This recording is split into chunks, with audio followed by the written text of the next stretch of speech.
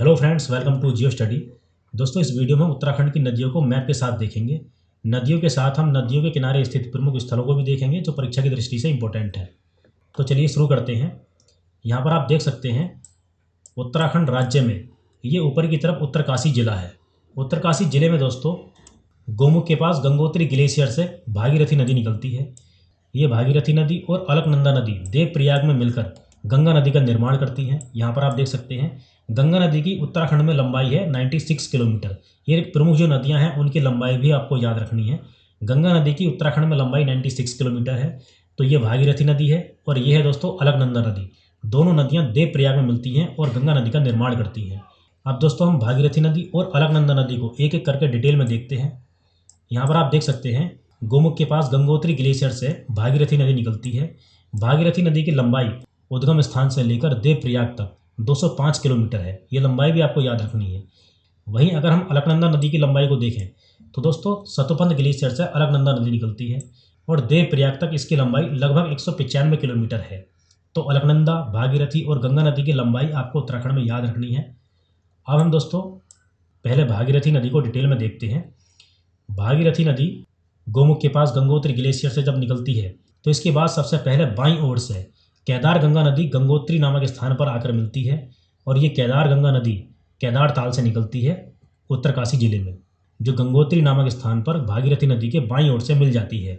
इसके बाद भागीरथी नदी के दाईं ओर से यहाँ पर आप देख सकते हैं भागीरथी नदी के दाईं ओर से जाड़ गंगा, जात गंगा या जानवी नदी आकर मिलती है। ये तीनों नाम आपको याद रखने हैं। इसके दाईं ओर से मिलती है भैरव घाटी के पास भागीरथी में मिल जाती है। दोस्तों ये जात गंगा, जाड़ गंगा या जानवी नदी यहाँ पर आप देख सकते हैं थांगला दर्रे के पास से निकलती है। ये दर्रा भी आपको याद रखना है जो कि उत्तरकाशी को तिब्बत से जोड़ता है। तो इसी दर्रे के पास से ये जात गंगा नदी निकलती है और भैरव घाटी के पास भागीरथी में मिल जाती है। इसके बाद जब ये भागीरथी नदी साउथ में टर्न लेती है तो इसी के पास इससे दो नदियाँ आकर मिलती हैं इसके दाईं ओर से। यहाँ पर आप देख सकते हैं जलंधरी और सिया गंगा। जलंधरी भागीरथी के दाईं ओर से हर्षिल नामक स्थान के पास आकर मिलती है, जबकि सिया गंगा इसके दाईं ओर से झाला नामक स्थान पर आकर मिलती है। ये दोनों नाम आपको याद रखने हैं। जलंधरी नदी हर्षिल नामक स्थान के पास आकर भागीरथी से मिलती है, जबकि सिया गंगा झाला नामक स्थान पर भागीरथी से आकर मिलती है। तो यहाँ तक दोस्तों हमने भागीरथी की सहायक नदियाँ देखी हैं, केदार गंगा, जाड़ गंगा, जलंधरी और सिया गंगा। अब इसके आगे बढ़ते हैं। उत्तरकाशी जिले में ही यहाँ पर आप देख सकते हैं ये मैंने लिखा है M1 और K। M1 का मतलब है यहाँ पर मनेरी वाली डैम फर्स्ट। अभी हम सेकंड भी देखेंगे आगे। तो ये मनेरी वाली डैम फर्स्ट है उत्तराखंड में। उत्तराखंड की नदियों पर बने डैम भी आपको याद रखने हैं। तो ये भागीरथी नदी पर मनेरी वाली डैम फर्स्ट है। इसी के दोस्तों ओवरफ्लो से बनता है खेड़ी जलप्रपात, खेड़ी वाटरफॉल, जो इसके बिल्कुल पास में है। खेड़ी जलप्रपात जिसको मैंने यहाँ के से लिखा है क्योंकि दोस्तों जगह कम है इसलिए मैंने यहाँ के लिख दिया है। के का मतलब है खेड़ी जलप्रपात, जो मनेरी वाली डैम फर्स्ट के ओवरफ्लो से बना है। इसलिए ये कृत्रिम जलप्रपात नहीं है, ये मानव निर्मित है क्योंकि ये मनेरी वाली डैम फर्स्ट के ओवरफ्लो से बना है। तो इसके आगे जब हम बढ़ते हैं तो यहाँ दोस्तों गंगोरी नामक स्थान पर अस्सी गंगा नदी आकर मिलती है भागीरथी नदी से। इसके दाईं ओर से आकर मिलती है अस्सी गंगा नदी। अस्सी गंगा नदी दोस्तों डोडी ताल से निकलती है उत्तरकाशी में। यहाँ पर आप देख सकते हैं ये डोडी ताल है। इसी ताल से ये अस्सी गंगा नदी निकलती है और गंगोरी नामक स्थान पर भागीरथी में मिल जाती है इसके दाईं ओर से। गंगोरी के पास में ही दोस्तों इसके आगे उत्तरकाशी शहर है। इसी उत्तरकाशी शहर के नाम पर यह पूरा जिला है उत्तरकाशी। उत्तरकाशी शहर के पास में ही मनेरी वाली डैम सेकंड है। फर्स्ट हमने यहाँ देखा था, यहाँ मनेरी वाली डैम सेकंड है और इसी के पास में दोस्तों जोशियारा है। मनेरी वाली डैम सेकंड को जोशियारा बैराज भी कहते हैं। ये नाम आपको याद रखने हैं, इनका क्रम आपको याद रखना है। पहले पड़ता है मनेरी वाली डैम फर्स्ट, फिर खेड़ी जलप्रपात, उसके बाद गंगोरी, उसके बाद उत्तरकाशी। उत्तरकाशी के पास में ही मनेरी वाली डैम सेकंड है और इसी के पास में दोस्तों जोशियारा है। इस मनेरी वाली डैम सेकंड को जोशियारा बैराज भी कहते हैं। उत्तरकाशी जिले के बाद भागीरथी नदी यहाँ पर आप देख सकते हैं यह है टिहरी गढ़वाल जिला, इस जिले में एंटर करती है और इस जिले में यहाँ विलंगना नदी आकर मिलती है। यहाँ पर आप देख सकते हैं ये जो नदी है विलंगना नदी है। विलंगना नदी खतलिंग ग्लेशियर से निकलती है, टिहरी गढ़वाल जिले में ही खतलिंग ग्लेशियर से निकलती है और ये भागीरथी नदी में गणेश प्रयाग में आकर मिलती है। गणेश प्रयाग यानी टिहरी, पुराना टिहरी, जो कि दोस्तों टिहरी डैम बनने के बाद जलमग्न हो गया और ये डूबने के बाद नया टिहरी बसाया गया। तो ये नया टिहरी भी बिल्कुल यहीं पर है। तो यहाँ पर ये बनाया गया है टिहरी डैम। भिलांगना नदी कहाँ मिलती है भागीरथी से? पुराना टिहरी या गणेश प्रयाग में, जो कि अब जलमग्न हो चुका है। तो ये टिहरी डैम है दोस्तों। ये टिहरी डैम से जो जलाशय बना है, इस जलाशय में भागीरथी नदी पर ही डोबरा चाटी ब्रिज है। इस ब्रिज का नाम भी आपको याद रखना है, बहुत ज़्यादा इंपॉर्टेंट है ये। टिहरी गढ़वाल जिले में भागीरथी नदी पर डोबरा चाटी ब्रिज, जो कि पूरे भारत में सबसे लंबा सस्पेंशन ब्रिज है, डोबरा चाटी ब्रिज। इसलिए आपको याद रखना है, एग्जाम की दृष्टि से इंपॉर्टेंट है। पूरे भारत का सबसे ऊंचा डैम है टिहरी डैम, जो कि उत्तराखंड में टिहरी गढ़वाल जिले में स्थित है भागीरथी नदी पर। इस टिहरी डैम से थोड़ा आगे ही भागीरथी नदी पर कोटेश्वर डैम स्थित है। ये दोनों डैम आपको याद रखने हैं। इसके बाद दोस्तों सीमा के पास में देवप्रयाग में आकर ये दोनों नदियाँ भागीरथी और अलकनंदा मिलकर गंगा नदी का निर्माण करती हैं। ये देवप्रयाग 5 प्रयागों में अंतिम प्रयाग है। अभी हम बचे हुए प्रयागों को भी देखेंगे अलकनंदा नदी को देखते हुए। तो भागीरथी नदी के बारे में हमने देख लिया है। अब हम देखते हैं अलकनंदा नदी को। उत्तराखंड राज्य में यहाँ पर आप देख सकते हैं, ये जो जिला है ये है चमोली जिला। चमोली जिले में अलकनंदा नदी सतोपंत ग्लेशियर से निकलती है। यहाँ से निकलने के बाद दोस्तों ये माणा गांव की तरफ प्रवाहित होती है। यहाँ पर कोने पर माणा गांव है, जहाँ से ये साउथ में टर्न लेती है। यहाँ पर दोस्तों माणा गांव है। तो माणा गांव में इससे ऊपर की तरफ से एक नदी आती है जिसका नाम है सरस्वती नदी। यहाँ पर आप देख सकते हैं यह है सरस्वती नदी। तो सरस्वती नदी ऊपर की तरफ से आती है और माणा गांव के पास केशव प्रयाग में अलकनंदा से मिल जाती है। सरस्वती नदी के उद्गम स्थान की बात करें तो यहाँ पर आप देख सकते हैं ये है माना पास और यह है देवताल। तो देवताल और मानाला दर्रे के पास से ही सरस्वती नदी निकलती है और यहाँ से निकलने के बाद केशव प्रयाग में, माणा गांव के पास में है केशव प्रयाग, यहाँ पर आकर ये अलकनंदा में मिल जाती है। दोस्तों यहाँ पर आप देख रहे हैं ये मैंने बी लिखा हुआ है। बी का मतलब है वसुधारा जलप्रपात। वसुधारा जलप्रपात चमोली जिले में अलकनंदा नदी पर ही है। तो ये आपको याद रखना है, जहाँ पर ये बी मैंने लिखा है यहीं पर है दोस्तों वसुधारा जलप्रपात। जगह कम होने के कारण मैंने पूरा नाम नहीं लिखा है। अब हम आगे बढ़ते हैं दोस्तों। केशव प्रयाग के बाद या माणा गांव के बाद अलकनंदा से कई छोटी छोटी नदियाँ मिलती हैं, इनको भी हम देख लेते हैं। यहाँ पर आप देख सकते हैं ये नीलकंठ पर्वत से ऋषिगंगा नदी निकलती है और ये बद्रीनाथ के पास अलकनंदा से मिल जाती है, इसके दाईं ओर से। कौन सी नदी किधर से मिल रही है ये भी आपको याद रखना है। नीलकंठ पर्वत से निकलती है ऋषिगंगा नदी और बद्रीनाथ के पास ये अलकनंदा में जाकर मिल जाती है। दोस्तों ये बद्रीनाथ भारत के 4 धामों में से एक है बद्रीनाथ, और उत्तराखंड के 5 बद्रियों में से भी एक है बद्रीनाथ। अभी हम बचे हुए बद्रियों को भी देखेंगे, 2-3 बद्री हम इसमें कंप्लीट कर लेंगे। ऋषिगंगा नदी के बाद अलकनंदा के दाईं ओर से खिराव नदी आकर मिलती है। ये खिराव नदी भी आपको याद रखनी है। ऋषिगंगा के बाद में मिलती है ये अलकनंदा में खिराव नदी, और ये खिराव नदी हनुमान चट्टी के पास में आकर अलकनंदा से मिलती है। इसके बाद दोस्तों अलकनंदा नदी पर हम आगे बढ़ते हैं। यहाँ पर दोस्तों अलकनंदा नदी के किनारे पर है पांडुकेश्वर। पांडुकेश्वर में है योग ध्यान बद्री। अभी हमने बद्रीनाथ देखा था, एक बद्री बद्रीनाथ है और दूसरा बद्री यहाँ पर है ये योग ध्यान बद्री। उत्तराखंड के 5 बद्रियों में 2 बद्री को हम देख चुके हैं। यहाँ पर अलकनंदा नदी के किनारे पर पांडुकेश्वर में योग ध्यान बद्री है। इसके बाद जब हम आगे बढ़ते हैं तो अलकनंदा के बाईं ओर से लक्ष्मण गंगा नदी आकर मिलती है। लक्ष्मण गंगा नदी दोस्तों यहाँ गोविंद घाट में आकर मिलती है अलकनंदा से।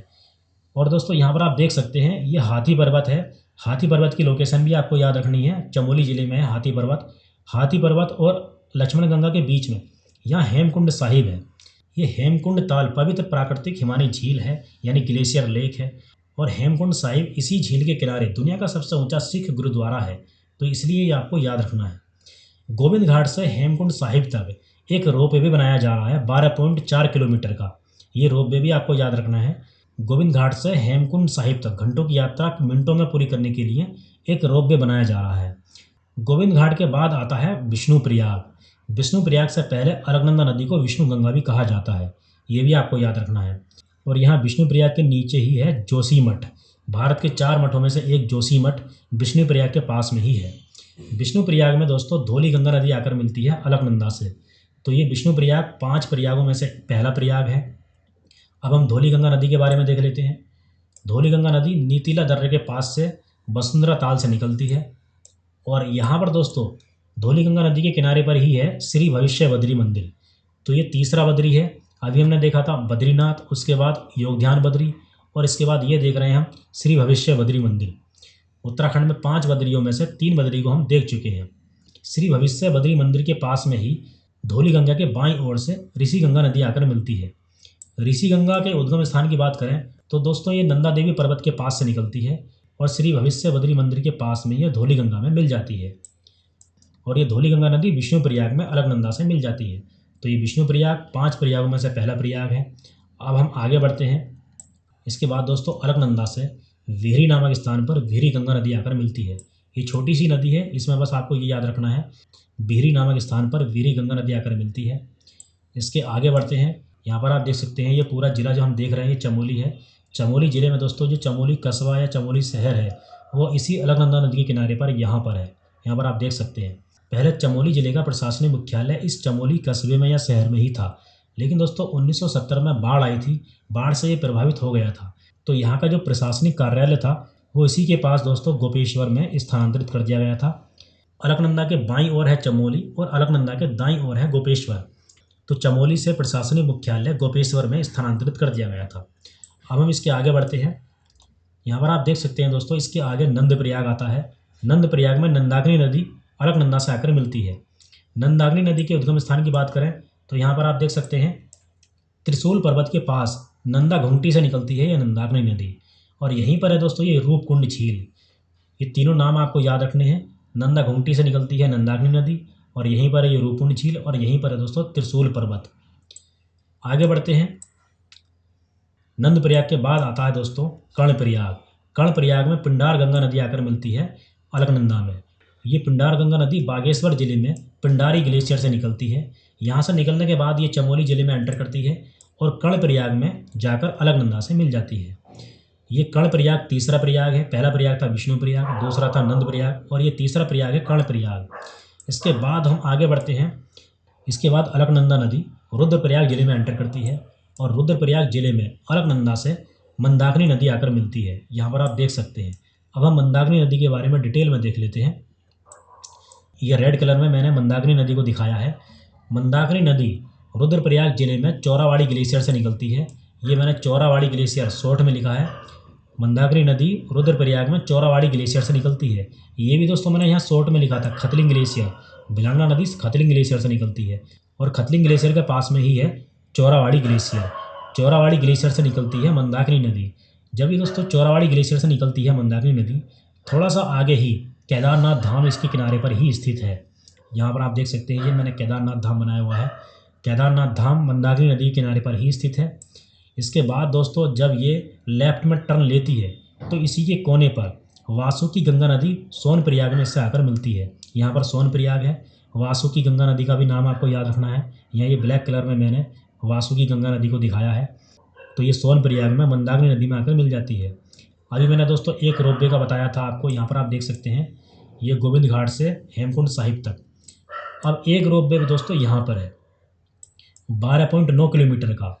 सोमप्रयाग से केदारनाथ तक घंटों की यात्रा मिनटों में पूरी करने के लिए ये एक रोपवे बनाया जा रहा है 12.9 किलोमीटर का। ये भी आपको याद रखना है। इसके बाद दोस्तों हम मंदाकिनी नदी पे आगे बढ़ते हैं। मंदाकिनी नदी जब राइट में टर्न लेती है तो यहीं पर दोस्तों इससे MMG मतलब मध्य महेश्वर गंगा, मैंने ये शॉर्ट में लिखा है, मध्य महेश्वर गंगा इससे आकर मिलती है इसके बाईं ओर से। मध्य महेश्वर गंगा निकलती कहाँ से है? रुद्रप्रयाग जिले में ही MMT मैंने यहाँ लिखा है। MMT का मतलब है मध्य महेश्वर टेम्पल। इसी टेम्पल के पास से ये निकलती है मध्य महेश्वर गंगा, और ये ऊखी मठ के पास में मंदाकिनी में मिल जाती है। तो इस तरीके से दोस्तों हमने मंदाकिनी नदी को भी कंप्लीट कर लिया है। आगे जाकर ये मंदाकिनी नदी रुद्रप्रयाग में अलकनंदा से मिल जाती है इसके दाईं ओर से। यहाँ पर आपको ये याद रखना है कि मंदाकिनी नदी अलकनंदा के दाईं ओर से मिलती है, और जबकि बाकी पिंडार नदी या नंदाकिनी या धौली गंगा ये सब इसके बाईं ओर से मिलती है। रुद्रप्रयाग के आगे बढ़ते हैं हम। यहाँ पर आप देख सकते हैं रुद्रप्रयाग के बाद में ये देवप्रयाग आता है। ये 5वां प्रयाग है देवप्रयाग। इससे पहले दोस्तों यहाँ पर इसके किनारे प्रमुख स्थानों को देख लेते हैं। अलकनंदा नदी किनारे पर यहाँ पर है ये श्रीनगर, और श्रीनगर के नीचे यहाँ पर है ये पौड़ी गढ़वाल जिला ही है नीचे पूरा। तो पौड़ी गढ़वाल जिले में यहाँ ये पौड़ी शहर है, और इसी के ऊपर यहाँ अलकनंदा नदी के किनारे पर श्रीनगर बसा हुआ है। आगे बढ़ते हैं दोस्तों हम। देवप्रयाग में ये दोनों नदियाँ मिलकर गंगा नदी का निर्माण करती हैं, ये हमने देख ही लिया था। इसके आगे दोस्तों गंगा नदी के बाईं ओर से यहाँ पर ये नयार या नाद गंगा नदी आकर मिलती है। नयार या नाद गंगा नदी का नाम आपको याद रखना है। यहाँ पर ये ब्यास घाट के पास फुलचट्टी नामक स्थान पर गंगा नदी के बाईं ओर से मिलती है नयार या नाद गंगा। ये नयार या नाद गंगा नदी पश्चिमी नयार और पूर्वी नयार के सतपुली नामक स्थान पर मिलने के बाद बनती है। तो ये पश्चिमी नयार और पूर्वी नयार दोनों नाम आपको याद रखने हैं। ये दोनों नदियाँ जब सतपुली में जाकर मिल जाती हैं तो नयार या नाथ गंगा नदी के नाम से जानी जाती हैं। इनका प्रवाह क्षेत्र कहाँ पर है? पौड़ी गढ़वाल जिले में फुलचट्टी नामक स्थान पर ये गंगा नदी में मिल जाती हैं इसके बाईं ओर से। इसके बाद हम आगे बढ़ते हैं। यहाँ पर आप देख सकते हैं ये जो ज़िला है दोस्तों ये हरिद्वार ज़िला है। हरिद्वार ज़िले से पहले ये जो ज़िला है दोस्तों ये देहरादून ज़िला है। देहरादून ज़िले में ही दोस्तों इसी के पास यहाँ दो नदियाँ आकर मिलती है, चंद्रप्रभा और सोंग नदी। ये दोनों नदी देहरादून में गंगा नदी से आकर मिलती हैं। ये चंद्रप्रभा नदी ऋषिकेश में आकर मिलती है गंगा नदी से, और ये सोंग नदी रायवाला के पास में आकर मिलती है गंगा नदी से। इसके बाद दोस्तों गंगा नदी के किनारे पर ही है हरिद्वार, और हरिद्वार से गंगा नदी मैदानी भाग में प्रवेश करती है, और उसके बाद दोस्तों ये उत्तर प्रदेश के बिजनौर जिले से उत्तर प्रदेश में एंटर करती है। तो गंगा नदी की लंबाई उत्तराखंड में 96 किलोमीटर है, जबकि दोस्तों गंगा नदी की कुल लंबाई 2525 किलोमीटर है। तो हमने दोस्तों गंगा नदी को देख लिया है। गंगा नदी की एक और सहायक नदी है, उसके बारे में भी आपको याद रखना है। यहाँ पर आप देख सकते हैं ये है मालिनी नदी, जो उत्तर प्रदेश में जाकर गंगा से मिल जाती है। ये मैं इसलिए बता रहा हूँ क्योंकि पौड़ी गढ़वाल जिले में इसके किनारे पर यहाँ कण्व आश्रम है। तो ये कण्व आश्रम एग्जाम की दृष्टि से काफ़ी इंपॉर्टेंट है। कण्व आश्रम किसके किनारे पर है? मालिनी नदी के किनारे पर। और ये मालिनी नदी किसकी सहायक नदी है? गंगा नदी की। यहाँ पर दोस्तों कण्व आश्रम में ही भरत का जन्म हुआ था, राजा भरत का जन्म हुआ था, जिसके नाम पर अपने देश भारत का नाम पड़ा। तो इसलिए ये एग्ज़ाम की दृष्टि से काफ़ी इंपॉर्टेंट है, ये आपको याद रखना है। अब हम आगे देखते हैं। इसके बाद हम देखते हैं रामगंगा नदी के बारे में। यहाँ पर आप देख सकते हैं दोस्तों ये है रामगंगा नदी। रामगंगा नदी चमोली जिले में गैरसैंण के पास दूधातोली पहाड़ी से निकलती है। चमोली जिले के बाद यहाँ पर आप देख सकते हैं ये अल्मोड़ा जिले में एंटर करती है। यह है अल्मोड़ा जिला। इसको दोस्तों पश्चिमी रामगंगा इसलिए कहते हैं क्योंकि अभी हम आगे पूर्वी रामगंगा को भी देखेंगे। पश्चिमी रामगंगा का दूसरा नाम रतवाहिनी भी है, ये नाम भी आपको याद रखना है, रतवाहिनी। ये अल्मोड़ा जिला है। अल्मोड़ा जिला के बाद ये पौड़ी गढ़वाल जिले में एंटर करती है। यहाँ पर ये नैनीताल जिला है। तो ये नैनीताल और पौड़ी गढ़वाल जिले की सीमा भी बनाती है रामगंगा नदी। और पौड़ी गढ़वाल जिले में यहाँ पर आप देख सकते हैं रेड कलर में मैंने दिखाया हुआ है। यहाँ पर दोस्तों इस नदी पर यहाँ कालाडूंगी डैम स्थित है। यहाँ पर दोस्तों जिम कॉर्बेट नेशनल पार्क भी है, जो कि भारत का सबसे पहला नेशनल पार्क है। जिम कॉर्बेट नेशनल पार्क से भी होकर ये बहती है रामगंगा नदी, ये भी आपको याद रखना है। इसके आगे देखते हैं दोस्तों हम। यहाँ पर आप देख सकते हैं ये है कोसी नदी। रामगंगा के पूर्व में लगभग इसके समांतर बहती है कोसी नदी। कोसी नदी दोस्तों ये बागेश्वर जिला है ऊपर, यहाँ पर ये येलो कलर में जो है ये बागेश्वर जिला है।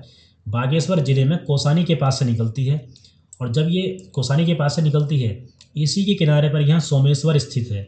सोमेश्वर इसी के किनारे स्थित है। नदियों के किनारे जो प्रमुख स्थल हैं उनका नाम आपको याद रखना है। कौसानी के पास से निकलती है ये कोसी नदी, और सोमेश्वर इसी के किनारे पर स्थित है। इसके आगे दोस्तों ये अल्मोड़ा जिला तो है ही। अल्मोड़ा जिले में ये अल्मोड़ा शहर यहाँ पर स्थित है। कोसी नदी के किनारे पर नहीं है ये शहर, लेकिन इसके पास में ही है। इसके बाद ये कोसी नदी नैनीताल जिला और अल्मोड़ा जिले की सीमा के पास में होकर बहती है, यहाँ पर आप देख सकते हैं। उसके बाद ये नैनीताल जिले में एंटर कर जाती है। उधम सिंह नगर जिले में एंटर करने के बाद उत्तर प्रदेश में प्रवेश करती है। फिर ये आगे जाकर रामगंगा में मिल जाती है। अब हम इसके आगे देखते हैं दोस्तों। ये है दोस्तों गोला नदी। ये गोला नदी नैनीताल से निकलती है, और गोला नदी के किनारे पर ही हल्द्वानी शहर बसा हुआ है नैनीताल जिले में। इसके बाद ये गोला नदी उधम सिंह नगर जिले में एंटर करती है, और इस उधम सिंह नगर जिले में गोला नदी के किनारे पर किच्छा शहर बसा हुआ है। इसके बाद दोस्तों ये गोला नदी उत्तर प्रदेश में एंटर करती है और आगे जाकर रामगंगा में मिल जाती है। अब इसके बाद हम देखते हैं काली नदी के बारे में। काली नदी काफ़ी ज़्यादा इंपॉर्टेंट है, यहाँ पर आपको ध्यान से देखना है। यहाँ पर ये लिपुलेखला दर्रा, लिपुलेख दर्रे के पास में काला पानी नामक स्थान से निकलती है ये काली नदी। ये लिपुलेख दर्रा मानसरोवर यात्रा के लिए जाना जाता है। यहाँ से दोस्तों मानसरोवर यात्रा के लिए जाते हैं। ये लिपुलेखला दर्रा है, और ये जो कोने में ज़िला है ये पिथौरागढ़ ज़िला है। उत्तराखंड का सबसे पूर्वी ज़िला है पिथौरागढ़ ज़िला। पिथौरागढ़ ज़िले में ही काला पानी नामक स्थान से काली नदी निकलती है। काली नदी के अन्य नाम भी आपको याद रखने हैं। यहाँ आप देख सकते हैं मैंने लिख दिया है काली नदी, महाकाली या शारदा, ये इसी नदी के नाम है। और काली नदी की लंबाई 252 किलोमीटर है टनकपुर तक। टनकपुर नीचे है दोस्तों, यहाँ पर आप देख सकते हैं, यहाँ पर है नीचे टनकपुर। अभी हम आगे देखेंगे, यहाँ पर नीचे टनकपुर है। टनकपुर तक इसकी लंबाई लगभग 252 किलोमीटर है। उत्तराखंड की ये सबसे लंबी नदी है, और उत्तराखंड और नेपाल की सीमा बनाते हुए आगे बढ़ती है। अब दोस्तों इसके बारे में हम थोड़ा डिटेल में जान लेते हैं, इसकी सहायक नदियों के बारे में। सबसे पहले दोस्तों इसके दाईं ओर से आकर मिलती है कुठियांगटी नदी। यहाँ पर आप देख सकते हैं ये जो नदी है ये है कुठियांगटी नदी। कुठियांगटी नदी काली नदी में गोंजी नामक स्थान पर आकर मिलती है।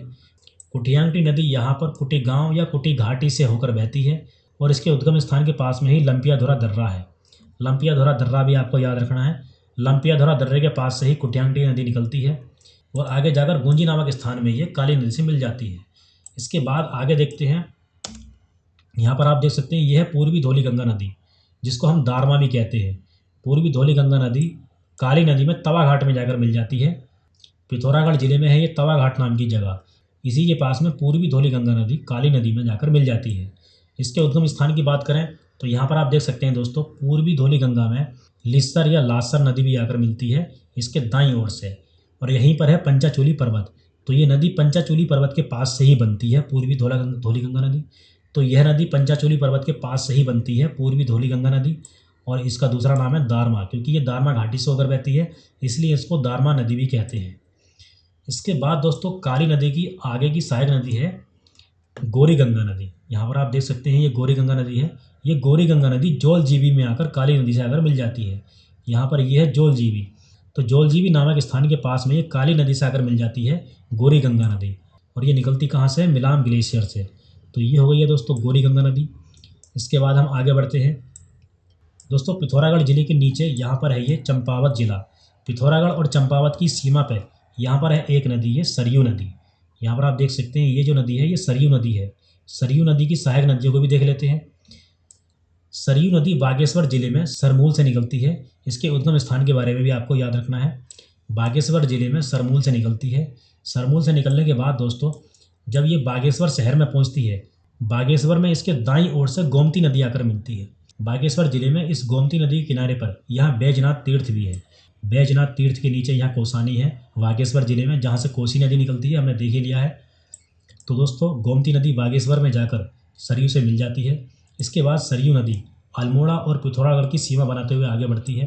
यहाँ पर आप देख सकते हैं ये सीमा पर बहती है। यहाँ पर सीमा के बाद दोस्तों जब ये यहाँ चंपावत जिले के पास में पहुँचती है तो सीमा के पास में ही इसके दाईं ओर से काकरी घाट के पास में पनार नदी आकर मिलती है। ये संगम स्थान भी आपको याद रखने हैं। इसके दाईं ओर से काकरी घाट के पास में पनार नदी आकर मिलती है, और ये पनार नदी अल्मोड़ा और चंपावत की सीमा भी बनाती है। यहाँ पर आप देख सकते हैं। इसके आगे दोस्तों इसके बाईं ओर से पूर्वी रामगंगा नदी आकर मिलती है रामेश्वर तीर्थ के पास में। यहाँ पूर्वी रामगंगा नदी के बारे में भी देख लेते हैं।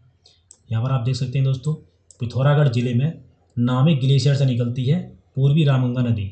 यहाँ से निकलने के बाद लगभग 108 किलोमीटर का लंबा सफ़र तय करके ये रामेश्वर तीर्थ के पास में जाकर ये सरयू से मिल जाती है इसके बाईं ओर से, और ये सरयू नदी पंचेश्वर में जाकर काली नदी में मिल जाती है इसके दाईं ओर से।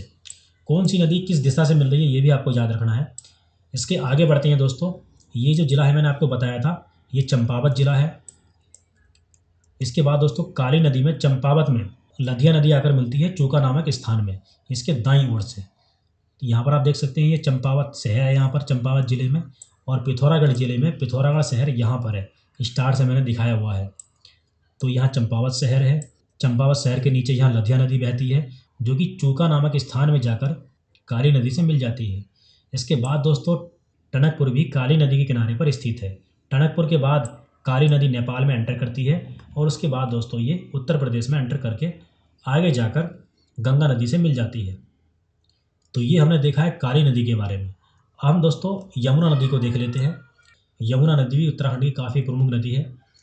यमुना नदी दोस्तों यहाँ पर आप देख सकते हैं ये है यमुना नदी जो उत्तराखंड के पश्चिमी हिस्से में बहती है। उत्तराखंड में दोस्तों सबसे उत्तर में ये उत्तरकाशी जिला है, सबसे पहले हमने देखा था। उत्तरकाशी जिले में यहाँ पर है बंदरपूछ माउंटेन। बंदरपूछ माउंटेन से ही निकलती है यमुना नदी। यमुना नदी उत्तरकाशी जिले के बाद देहरादून जिले में एंटर करती है। यहाँ पर आप देख सकते हैं देहरादून जिले में एंटर करती है। देहरादून के बाद यमुना नदी उत्तराखंड और हिमाचल प्रदेश की सीमा भी बनाती है, यहाँ पर आप देख सकते हैं। इसके बाद जब ये आगे बढ़ती है तो उत्तर प्रदेश और हरियाणा की सीमा बनाते हुए आगे बढ़ती है, और आगे जाकर ये गंगा नदी में मिल जाती है। दोस्तों ये यमुना नदी गंगा नदी के दाईं ओर से मिलने वाली सबसे लंबी नदी है। अब हम यमुना नदी की सहायक नदियों को डिटेल में देख लेते हैं। यहाँ पर अभी हमने देखा था यमुना नदी बंदरपूछ माउंटेन से निकलती है उत्तरकाशी जिले में। यहीं से दोस्तों एक नदी और निकलती है यमुना नदी की सहायक नदी टोंस नदी। यहाँ पर आप देख सकते हैं इसके ऊपरी हिस्से से निकलती है टोंस नदी, और ये देहरादून में कालसी नामक स्थान के पास में जाकर यमुना से मिल जाती है। अब दोस्तों टोंस नदी की दो प्रमुख सहायक नदियाँ और हैं जिनके नाम आपको याद रखने हैं, रुपिन और पब्बर नदी। ये सुपिन नदी दोस्तों नेटवाड़ से पहले टोंस नदी को सुपिन नदी ही कहते हैं। सुपिन नदी में आगे जाकर जब नेटवाड़ में रुपिन नदी मिल जाती है तो इसका नाम टोंस पड़ जाता है। तो ये भी आपको याद रखना है, टोंस नदी को नेटवाड़ से पहले सुपिन भी कहते हैं। इसके बाद दोस्तों टोंस नदी में पब्बर नदी आकर मिलती है। पब्बर और रुपिन ये दोनों नदियाँ हिमाचल प्रदेश से निकलती हैं और उत्तराखंड में एंटर करने के बाद ये टोंस नदी में मिल जाती है और आगे जाकर टोंस नदी कालसी नामक स्थान के पास में जाकर यमुना से मिल जाती है। तो दोस्तों हमने ये उत्तराखंड की नदियों को देख लिया है। इसके बाद हम अगली वीडियो में उत्तराखंड की प्रमुख नदियों के ऊपर MCQs देखेंगे, जिसमें हम ये समझ पाएंगे कि किस प्रकार के प्रश्न नदियों के संबंध में एग्जाम्स में पूछे जाते हैं। उम्मीद है ये वीडियो आपको पसंद आई होगी। अगर ये वीडियो आपको पसंद आई है तो वीडियो को लाइक करके चैनल को सब्सक्राइब करना ना भूलें। थैंक यू दोस्तों, मिलते हैं नेक्स्ट वीडियो में।